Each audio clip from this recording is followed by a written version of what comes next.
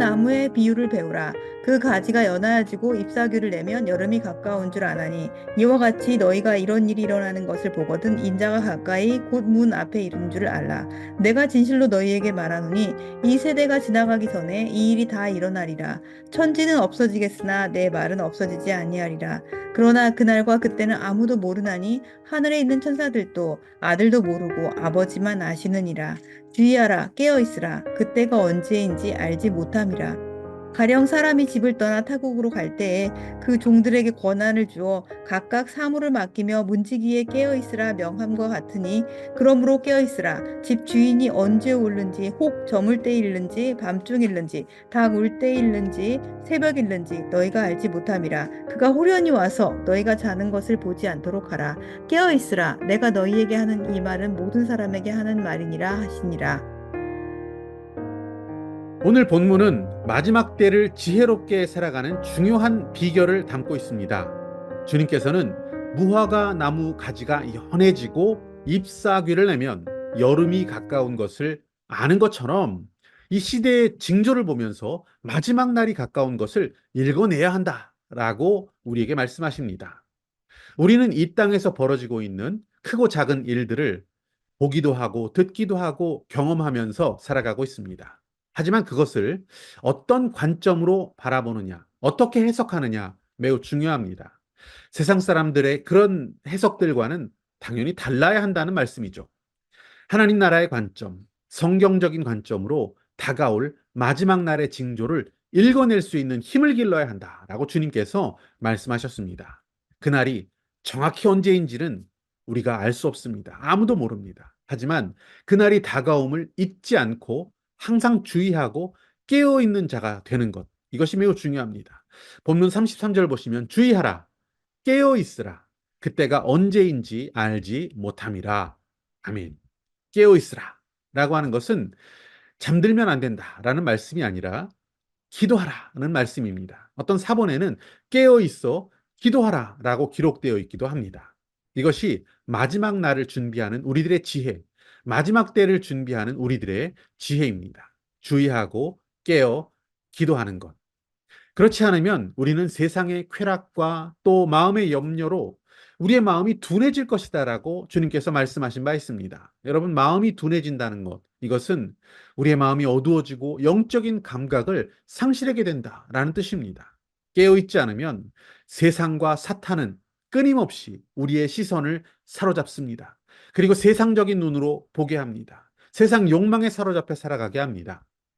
죄악이 관영했던 그 노아의 때와 같은 이 마지막 때, 그때를 지금 우리는 살아가고 있습니다. 우리가 깨어서 기도하지 않으면 우리가 버티고 이겨낼 방법이 없다는 것, 이것을 아는 것, 이것을 인정하는 것이 지혜입니다.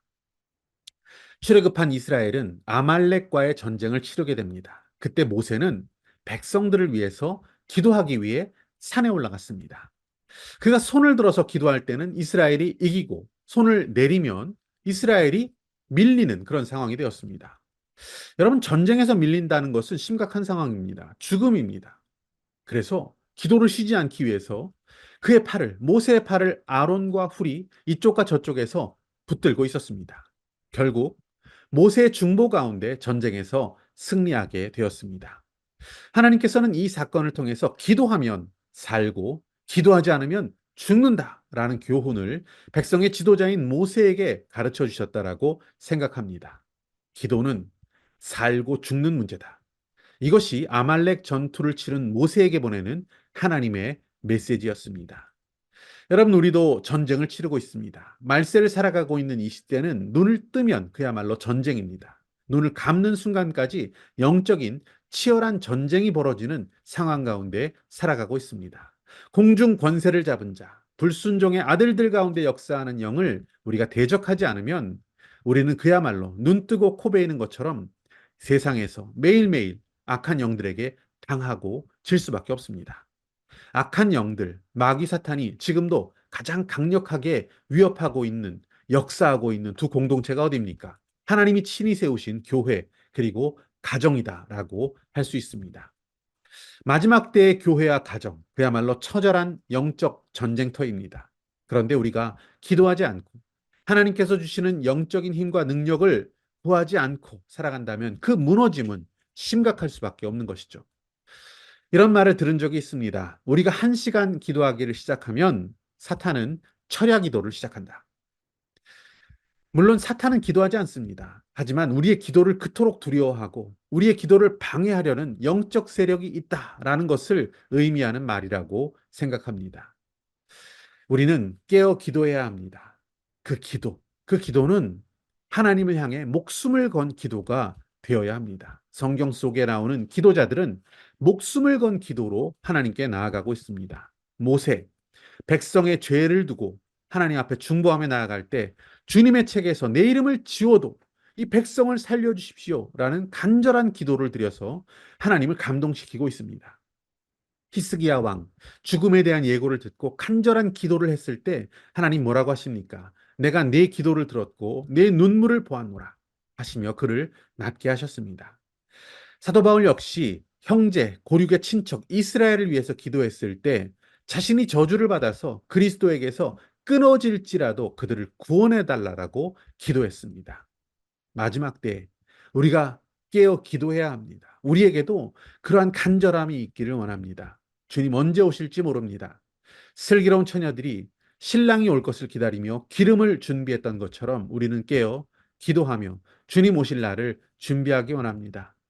위기의 순간이 닥쳐와야 기도하는 것이 아니라 기도로 준비하는 자가 지혜로운 것입니다.